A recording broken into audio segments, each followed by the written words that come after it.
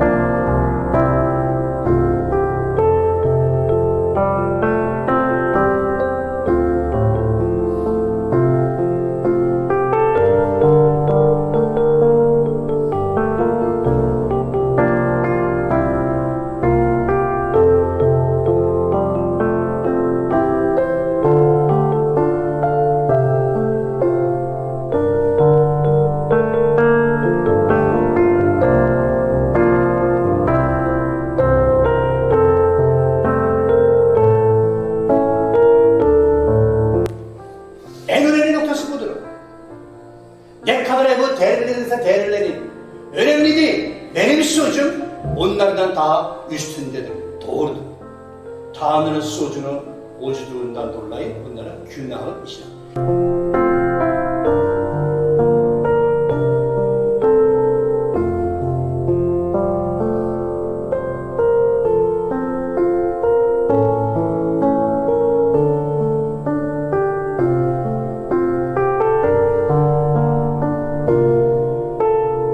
Burası ne olarak geçiyor? Kilis ibadethane.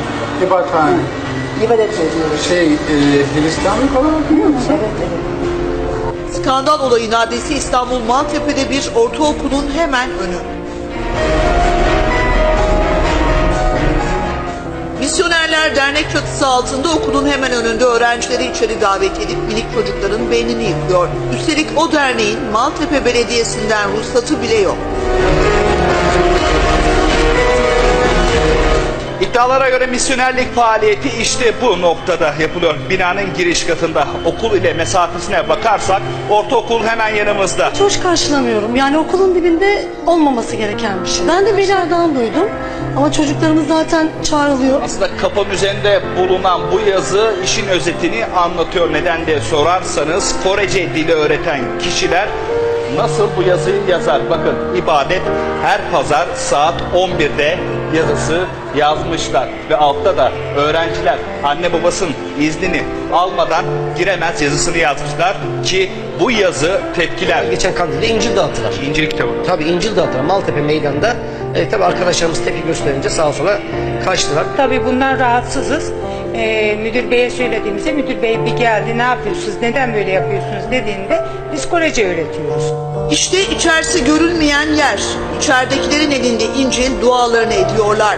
Velilerse yetkili makamların okul yanındaki bu misyonerlik faaliyetine müdahale edilmesini bekliyor.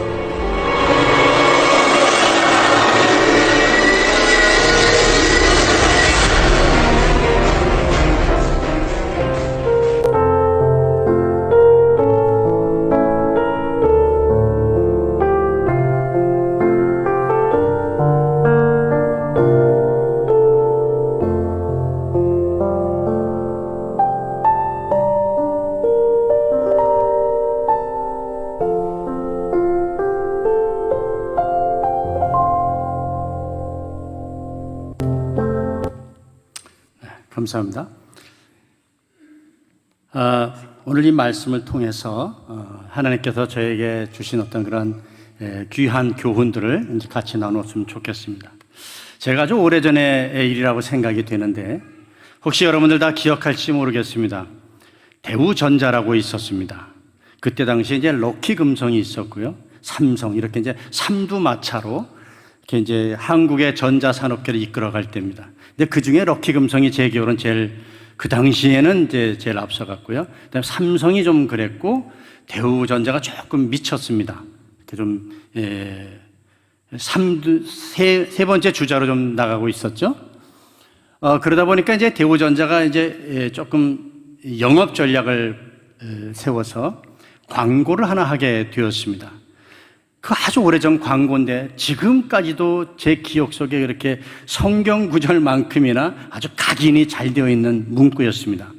뭐냐면 30짜리 광고였는데 3명의 16살 된 그 세계를 제패한 뭐 피아니스트 이런 발레리나 이런 사람들을 보여주면서 딱 카피라이터가 이렇게 한마디를 썼습니다. 생각을 바꾸면 세계가 보인다. 저에게 굉장한 충격적으로 다가왔습니다. 생각을 바꾸면 또 다른 세계가 보인다는 그것이 저의 신앙생활에 이렇게 다가왔습니다. 관점을 바꾸면, 생각을 바꾸면 하나님의 나라가 보인다.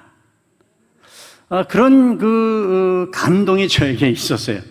성경을 보고 감동을 받아야 되는데 이 광고를 보고 그렇게 적용이 되는 참 특이한 체질인 것 같습니다. 제가 아무튼 그 말에 따라서 제가 이 신앙생활의 이제 패턴이 바뀌기 시작을 했습니다.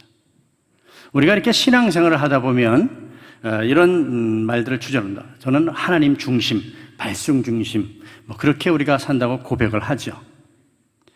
그 의미는 하나님의 뜻에 따라서 내 생각과 나의 모든 관점들을 버리고 주님의 관점을 따라서 살아간다. 뭐 그런 의미인 것입니다.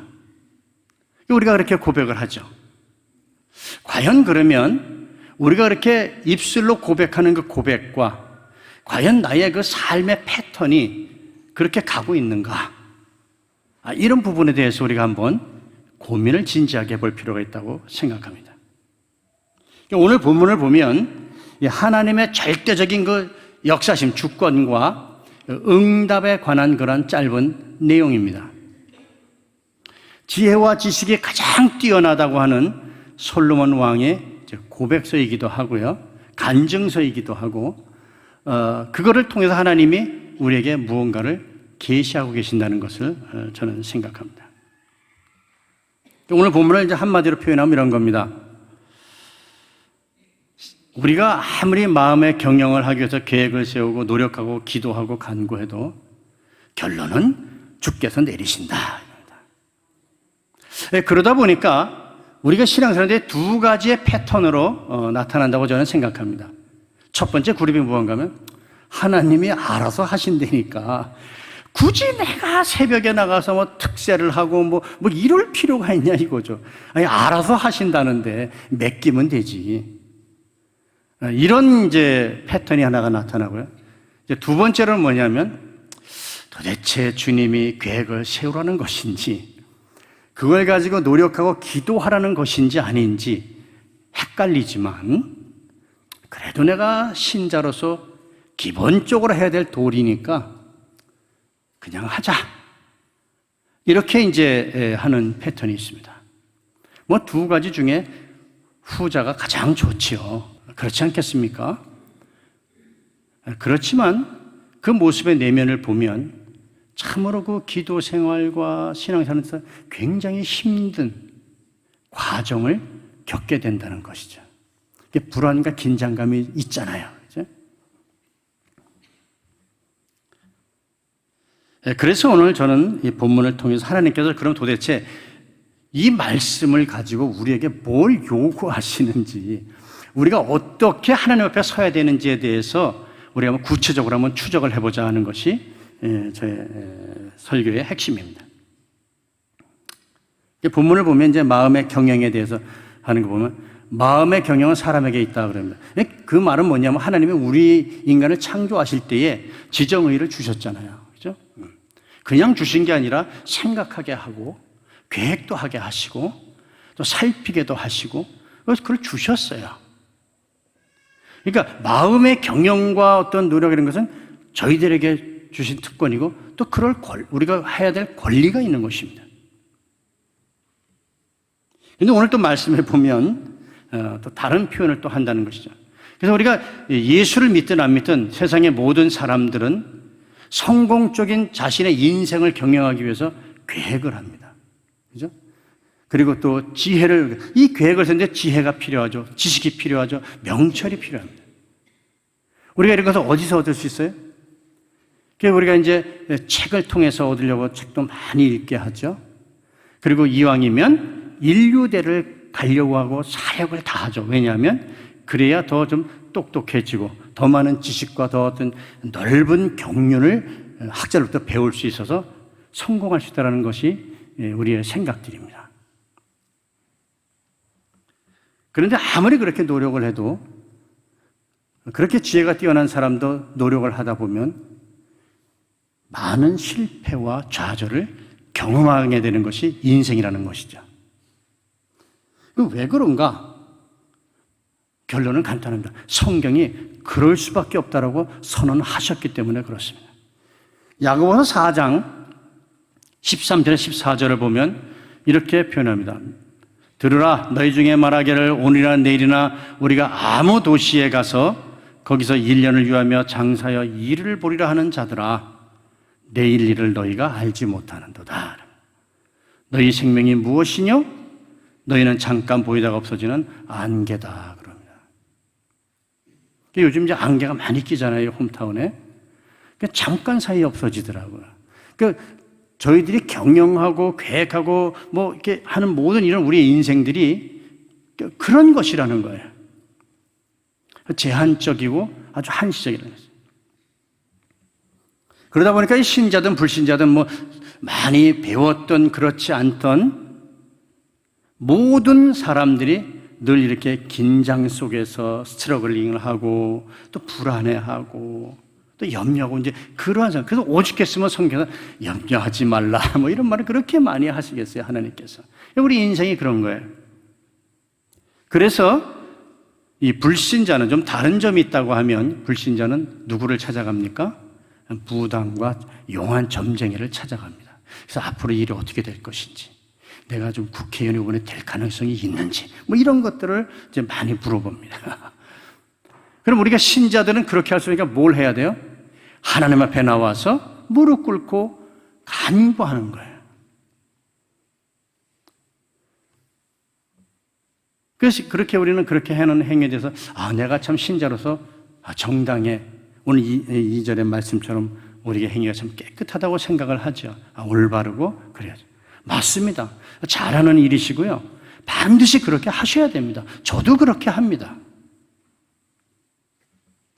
그런데 문제는 2절에서 이렇게 강조해요. 사람의 행위가 자기 보기에는 모두 깨끗하여도 여호와는 심령을 감찰하신다. 저의 중심을 보신다는 거예요. 그러면서 또다시 3절에 이어서 뭐라냐면 맡기라 그럽니다. 그러면 너의 경영하는 것을 하나님이 이루어 주신다는 거예요. 여러분 좀 뭔가 좀 이상하다는 생각이 안 드십니까? 그래서 뭐 저만 그런지 모르겠어요. 이 맡기라. 아니 지금 맡기기 위해서 기도를 열심히 제가 지금 하고 있는데 주님이 계속해서 저에게는 좀 맡겨줄래? 이렇게 말씀하신다는 거예요. 지속적으로.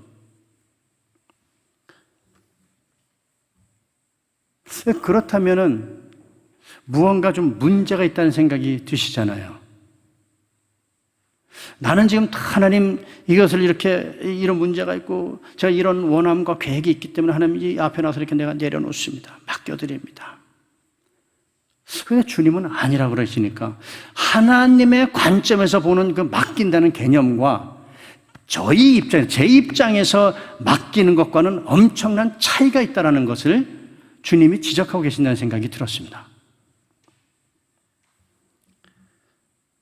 그럼 이제 우리가 이 맡기라는 단위를 좀 한번 그럼 무엇인지를 좀 살펴볼 필요가 있겠죠? 먼저 이제 우리 자신, 우리 인간의 입장에서 맡기는 개념을 한번 제가 설명을 해드리겠습니다. 쉽게 말씀드리면 여러분 공항에 가시죠. 공항에 가면 이제 한 4시간 정도 시간이 일찍 가서 남으면 쇼핑을 하셔야 되잖아요. 그죠? 면세품 좋은 걸 화장품도 사시고 뭘 사셔야 되니까 이놈의 가방 2개가 너무 이게 애물단지가 되는 거예요. 그럼 어떻게 하셔요? 짐 보관소를 찾아가서 맡기시잖아요. 그래서 그 짐을 제가 맡겼습니다. 그 짐에 대한 소유권과 결정권은 짐 보관소 소장이 갖고 계세요? 제가 갖고 있어요? 제가 갖고 있잖아요. 맡긴 거예요. 보관한 거죠. 그런데 제 허락과 제 어떤 동의 없이 그 짐을 처분한다든지 깨트린다든지 버린다고 하면 어떻게 됩니까? 클레임에 걸리는 거예요. 감히 주인의 허락도 없이 내가 맡겼는데 마음대로 처리했다는 것이죠. 큰일 나는 일입니다. 그러니까 우리가 지금 그러한 모습으로 하나님 앞에 어떤 계획과 원함을 이루기 위해서 나오는 모습은 아닌지 우리가 한번 살펴볼 필요가 있는 것이죠. 이제 그렇다면 하나님의 관점에서 말씀하신 이 맡기라는 관점의 의미는 무엇인가? 로마서 12장 1절이라고 저는 생각합니다. 자, 한번 읽어드릴게요. 그러므로 형제들아, 내가 하나님의 모든 자비하심으로 너희를 권하니 너희 몸을 하나님이 기뻐하시는 거룩한 산 제사로 드리라. 이는 너희들의 영적 예배니라. 그러니까 사도 바울이 지금 우리의 그 예수를 믿고 난 다음에 우리의 삶을 뭐라고 하냐면 산 제물로 주님 앞에 드려진, 그러니까 고린도서 3장 16절로 표현한다고 하면 너희 몸은 너희 것이 아니고 내가 값으로 산 것이 되었다라고 표현하는 것과 똑같은 거예요. 그러니까 이제 저와 여러분의 인생이 제가 마음대로 우리가 주관할 수 있는 그런 삶은 아니고, 좀 이상한 표현이지만 구속된, 그죠? 구속된 내가 마음대로 내 인생을 결정하고 살도록 좀 허락되어진 그런 인생은 아니라는 거예요. 주님의 것이니까 주님께 물어봐야 된다는 거죠. 이게 제물로 드려지는 거예요. 그래서 우리가 삶을 보면 예수님께 드려진 그런 제물 같은 삶을, 여러분 그러면 제물이 그럼 뭐예요, 여러분?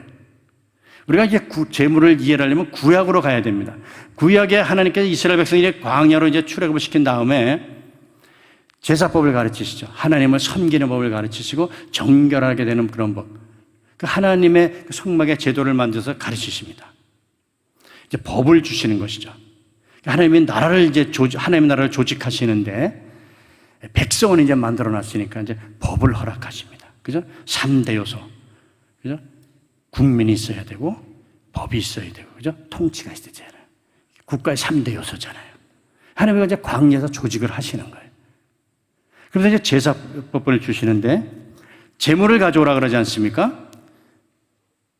여러분, 이스라엘 백성이 제물을 가지고 와서 제사 앞에 딱 드렸을 때, 드린 그 순간부터 어떻게 됩니까? 제물에 대한 모든 소유권과 결정권은 하나님께 양도되는 것입니다. 만일 이제 저와 여러분의 제물을 가지고 왔어요. 와가지고 제사장이 이렇게 부탁합니다. 제사장님, 제 양은요, 정말 어린 양으로 정말 1년밖에 는 좋은 귀한 양입니다. 요거 각을 뜨실 때에 별 모양으로 뜨지 마시고 삼각형으로 4번만 떠주세요. 그리고 얘를 태울 때 너무 소중하니까 약한 불부터 1단계, 2단계, 3단계 이렇게 태워주시고, 그리고 이제 다 태운 다음에는 명주 보자기로 싸서 하나님께 드려주세요. 이렇게 이제 요구했다고, 맡기면서 얘기했다고 생각해 보세요. 그럼 어떤 일이 벌어졌을 것 같습니까? 여러분의 상상에 맡기겠습니다. 그러니까 소유권과 결정권을 쥐고 주님 앞에 제물을 드린다는 것은 있을 수 없는 일인 거예요. 그죠?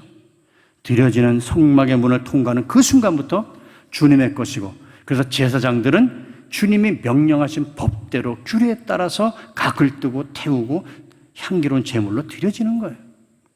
그걸로 끝인 것입니다. 결정은 주님이 하시는 거예요.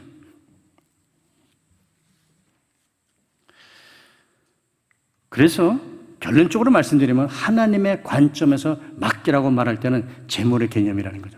100% 소유권과 결정권까지 내려놓는 것을 요구하신다는 거예요. 공항에서 짐을 맡기는 순으로 와서 간구하지 말고 성막에 드려지는 제물처럼 너희가 산 제물로 드려지라고 그랬으니까 100% 소유권과 결정권도 내려놓으라는 거예요. 결정은 내가 하겠다는 겁니다. 주님이 그 말씀을 하시는 거예요.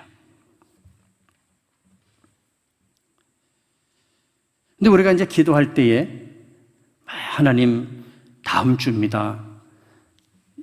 그리고 몇 월 며칠 몇 시입니다.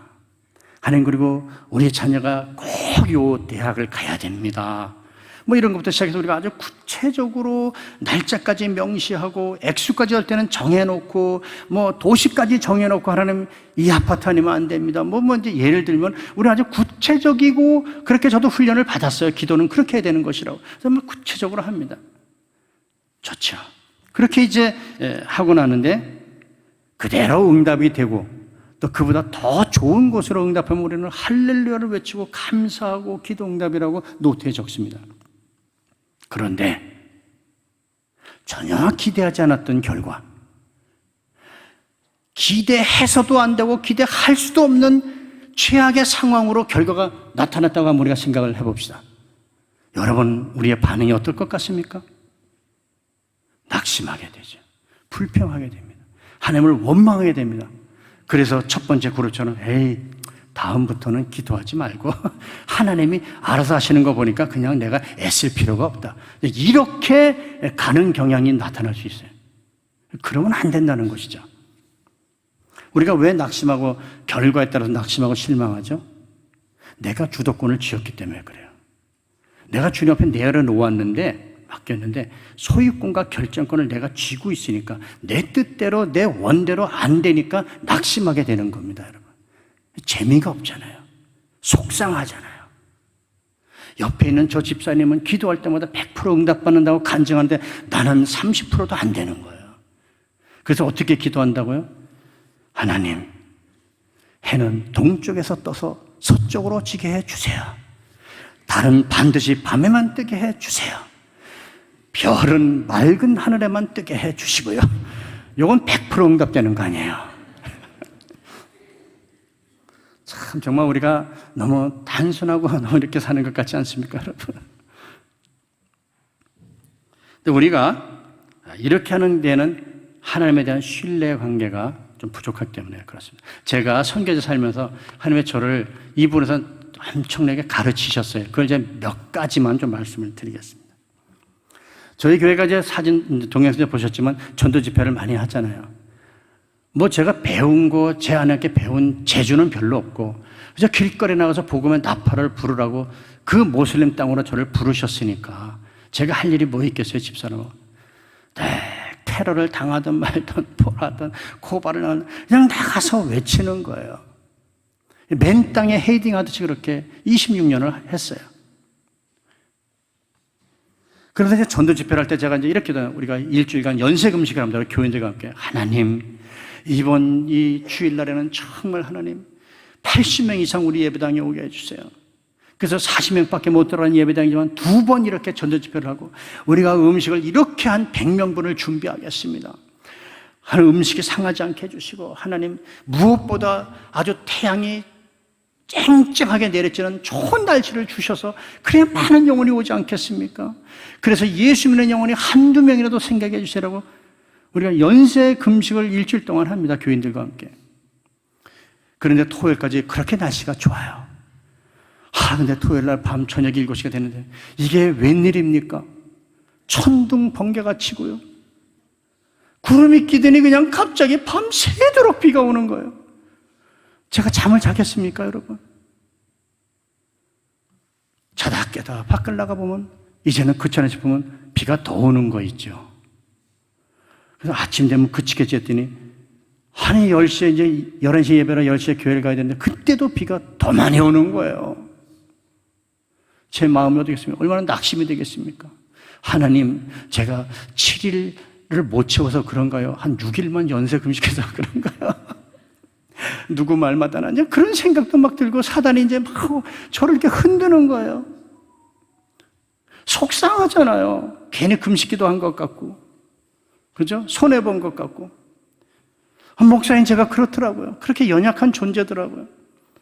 그래도 아내와 함께 힘을 내고 하나님 그래도 믿음으로 가겠습니다 하고 예배당을 왔어요. 예배를 드리면 비가 그치겠더니 여전히 비는 변함없이 푸른 소나무같이 그렇게 오는 거예요. 그래도 우리 교인들을 격려하면서 그래도 우리가 다시 전도지를 들고 전도 집회가 2시니까 우리가 1시까지 다시 전도합시다. 그리고 또 한 1000장 정도 만들어가지고 또 막 떠나가서 비 오는 데 가서 전도하는 거예요. 그리고 2시가 딱 됐는데 2사람밖에 안 오는 거 있죠. 그래서 하나님 기도했어요. 하나님 이제 시작합니다. 주님께 내어드렸습니다. 제 수준은 여기까지입니다. 근데 갑자기 사람들이 몰려오기 시작하는데요. 한 100명이 왔으면 얼마나 좋겠습니까? 한 30여 명 정도 오는 거예요. 정말 제 스케일은 안 맞는 것 같아요. 그래서 이제 뭐 예수 영화도 보여주고 이렇게 전도 집회를 했어요. 그런데요, 얼마나 놀라운 일이 벌어진지 아십니까, 여러분? 평상시에는요, 80명씩, 100명씩 와서 식사만 하고 열심히 하고 고맙다고 가요. 한 명도 관심자가 없어요. 그런데 그날은요, 15명이 넘는 사람들이 교회를 계속 오겠다고 관심을 표명하고요. 2명이 예수를 믿은 거 있잖아요. 차를 끌고 이제 오후 4시 돼가지고 집에 오는데 갑자기 마음에 감동이 확 오는 거예요. 아들아, 봐라. 내가 네 마음의 소원을 이루어주지 않았냐 이거예요. 예수 믿는 영혼 생기게 달라고 기도하지 않았냐 이거예요. 생각해 보니까 너무 경제적으로 하나님이 역사하신 거예요. 80명, 100명이면 내가 너무 힘이 빠지잖아요. 뭐 한국교회 보고할 만한 자료는 되고 너무 기분은 좋을 것 같아요, 인간적으로. 그게 중요한 거 아니잖아요. 아들아, 봐라 이거예요. 내가 네 마음의 소원을 이렇게 멋지게 이뤄냈다는 거예요. 제가 너무너무 회개했어요. 하나님, 참 연약하고 참 무지한 이종을 용서하십시오. 하나님께 맡겼을 때 이렇게 놀랍게 제 생각과 내 원하는 방법과 전혀 다른 결과지만 하나님은 이것을 반전의 역사를 일으키셔가지고 최고의 결과를 저에게 보여주신 거예요. 기가 막히지 않습니까, 여러분? 제가 이제 너무너무 이제 종교재판단 3번 받고 나고 뭐 이러다 보니까 이제 블랙리스트 1번에 올라가다 보니까 결국은 제가 작년에 쫓겨나게 되었습니다. 갑자기 비자 거절로 나가라는 거예요. 짐 정리할 시간도 없어가지고 불법 체류자로 1달 반을 있었어요. 어쩔 수 없잖아요. 정리를 해야죠. 하나님께서 제가 그렇게 해서 하나님, 제가 이제 후임 사역자에게 모든 것을 위임했으니 이제는 아내와 함께 그간의 노하우를 가지고 우리 교인들이 찾지 못하는 저 터키의 저 소도시로 먼 지역으로 가서 다시 교회를 개척하고 싶습니다. 죽는 날까지 하고 싶습니다. 얼마나 멋진 기도입니까? 얼마나 제 행위가 올바르고 멋있어 보여요. 제 자신도 그런 것 같아요. 들어주셔야 되잖아요, 하나님이. 그렇잖아요, 그죠? 제가 뭐 나쁜 기도한 것도 아니고. 그런데요, 아들아, 내가 최고로 응답해 줄게. 그리고 추방을 당하게 하시고 한국으로 떠나게 하신 거 아닙니까? 처음엔 너무 황당했는데요, 와보니까요, 한국이 무슬림화되고 가고 있더라고요. 저를 하나님, 저희 부부를 쓰시겠다고 급하게 최고의 방법으로 저를 쓰시려고 놀라운 결과로 여기서 개척하라고, 여기서 무슬림 사역을 하라고 하나님이 제 원함을 그렇게 들어주신 거예요. 관점을 바꾸니까요, 하나님의 놀라운 역사가 펼쳐지기 시작하는 겁니다, 여러분. 인천공항에 3월 달에 내리는데 1월 달에 쫓겨나가지고 갈 데가 없어가지고 뉴욕의 딸집에 잠시 머물렀습니다. 한국에 갈 곳이 없어가지고. 이제 마지막 주에 한국을 들어와야 되는데 팀 켈러 목사님이라는 교회에 설교를 들으러 갔습니다. 그때 그분 설교가 뭐였냐면, 그 교회 목사님의 설교가 홈레스 킹 데이빗이었습니다. 노숙자 왕 다윗이었습니다. 너무너무 울었어요, 제가 집사람하고. 떠나는 주간에 하나님 저에게 두려워 말라, 놀라지 말라, 너 서울역에서 내가 노숙자 생활 안 하게 할게 그러는 거예요. 제가 가진 돈이 있습니까? 제가 무엇이 있습니까? 저는 임대주택 나올 줄 알았어요. 들어오면은 무식하게, 참 이렇게 무식하게 살았어요, 목사가. 그런데 나이도 안 되더라고요, 제가. 하나님이 저래 다윗이 어떻게 살았냐 이게. 하나님이 그에게 왕궁을 지어줬다는 거예요. 돌아다니는 인생을 살았지만 하나님 책임졌다는 거예요. 너무 하나님 그렇습니다. 그래서 그렇게 하나님 이왕이면 공기 좋은 곳으로, 이왕이면 제 돈도 없는데 냉장고도 좀 있고 좀 이렇게 가스레인지도 있고 좀 이런 곳으로 좀 멋있는 곳으로 풍경도 좋고 이런 곳으로. 참 욕심도 많아요 제가. 그렇죠? 그렇게 기도했어요. 하나님이요 홈타운으로 인도하시잖아요. 저요 공항에 내렸는데요 시차 정도인데 우리 국장님이 뭐랬는지 아세요? 픽업하러 나와가지고 가평 갑시다 이러는 거예요. 지금 제정신이니까 서로가 지금 시차 정도 안 된 사람을 데리고 가평 가야 되니까 왜 가냐 그랬더니 가야 된대 무조건. 그래서 그 다음날 여기 온 거 아니에요 제가. 얼떨결에 보고 그 주간에 국장님이 예약 안 하면 영원히 여기서 못 산다 그래가지고 겁먹어가지고 또 서류 제출하고 계약했거든요. 그랬더니요 일주일 후에 집이 마감되더라고요. 이렇게 기가 막힌 곳을 하나님이 예배 놓으셨잖아요. 너무 놀라운 거예요. 제가 이제 화도에서 사역을 하는데 최근에 경험한 겁니다. 우리 하령 목사님하고 저하고 집사람하고 막 기도하면서 그 주민센터 앞에 폐쇄됐는데 거기에 쓰레기장으로 만들어졌는데 거기가 너무너무 기가 막힌 장소예요. 냄새는 기가 막힌데요. 장소는 너무너무 좋은 거예요. 이런 데가 없어 전도 장소로. 한국은요 전도 안 되고 테러도 가하지 않고요. 고발도 안 하고요. 방송에도 안 나오고요. 이런 복된 나라가 어디 있습니까? 집사람하고 너무너무 좋은 거예요. 그래가지고 거기를 이제 목사님한테 요청해서 테이블 만들어주시고 뭐 해주시고 했어요.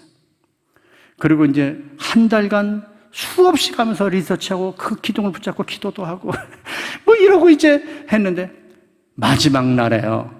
그 맞은편에 있는 종묘사 아줌마가 너무나 예쁘게 말을 하시면서 우리 마음에 상처를 주시는 거 있죠. 너무너무 낙심이 되는 거예요. 아내와 함께 이렇게 했어요. 여보, 하나님이 막으시는 거 보니까 아닌 것 같아. 우리 다시 길거리로 나갑시다. 뭔가 하나님이 예배 놓은 장소가 있을 거예요. 난 그렇게 믿어. 갔어요. 갔는데요. 역시 하나님이세요. MG 새마을금고 농협이 그 밭에 붙어 있는데 택시 정류장과 버스 정류장이 있는데요. 제 생각에는 토요일 일요일 날 일을 안 하더라고요. 그건 내 땅 아니에요. 얼마나 잘해놨는지 몰라요. 그 좋은 데를 놔두고 그 쓰레기장을 가가지고 그렇게 붙잡고 기도한 거냐. 이 무식한 종이 말이죠. 여러분. 하나님 얼마나 답답해 하셨겠어요. 생각을 좀 바꿔라 얘야. 응? 몇 개래. 여러분 하나님이 그런 분이십니다. 이사야서 55장 8절 9절에 이렇게 말씀하시는 거예요. 여러분 한번 보겠습니다.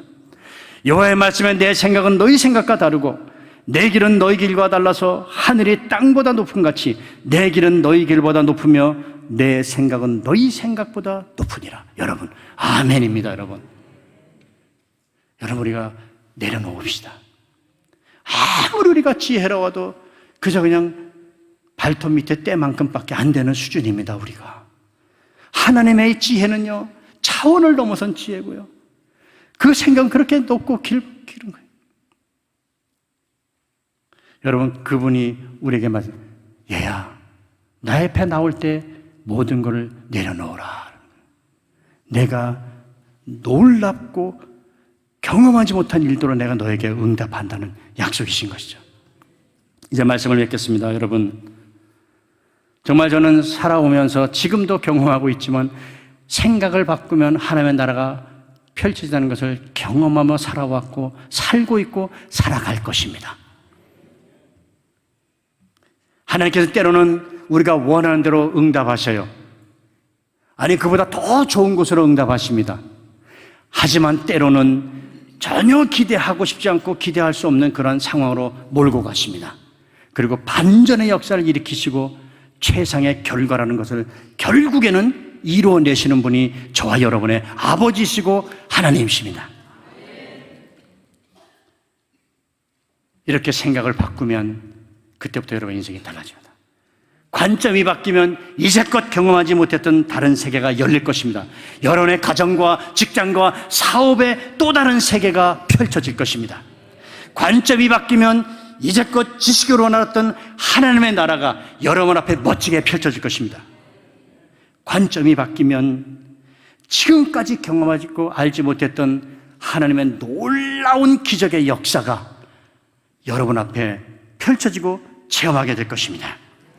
오늘 예배를 드린 여러분들의 삶 속에 살아계신 하나님, 모든 것을 뛰어넘으시고 완벽하신 그 하나님이 내려놓기만 하면, 결정과 소유권을 양도하기만 하면 100%의 완벽한 작품으로 펼쳐내신다는 그 하나님 아버지를 믿고 오늘부터 생각과 관점을 바꾸시고 또 다른 세계를 경험하며 신바람 나는 하나님 어떻게 역사하실까 기대와 소망으로 가득 차는 그러한 신앙생활의 삶을 영유하시는 여러분이 되시기를 주님의 이름으로 축복합니다.